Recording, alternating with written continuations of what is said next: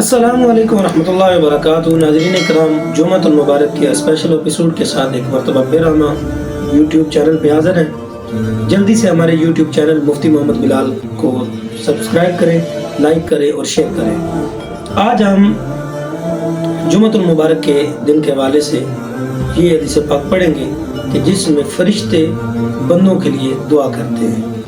حضرت عمر بن شعیب رحمۃ اللہ تعالی علیہ نے اپنے والد سے روایت کی کہ ان کے دادا نے بیان کیا کہ آقائے دو جہاں حضور صلی اللہ علیہ وآلہ وسلم نے ارشاد فرمایا کہ جمعہ کے روز مسجدوں کے دروازوں پر فرشتے کھڑے ہوتے ہیں اور وہ آنے والوں کے نام لکھتے رہتے ہیں یہاں تک کہ امام برآمد ہو جاتا ہے۔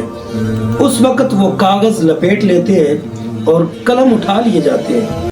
فرشتے آپس میں کہتے ہیں کہ فلاں شخص کس وجہ سے نہیں آیا اور فلاں شخص کیوں نہیں آیا۔ الہی، اگر وہ بیمار ہے تو اس کو شفا دے، اگر وہ رستہ بھول گیا ہے تو اسے رستہ بتا دے، اگر وہ مسافر ہے تو اس کی مدد فرما۔ سبحان اللہ۔ اللہ رب العزت ہمیں جمعۃ المبارک کے دن کی قدر کرنے کی اور جمعۃ المبارک ادا کرنے کی توفیق عطا فرمائے۔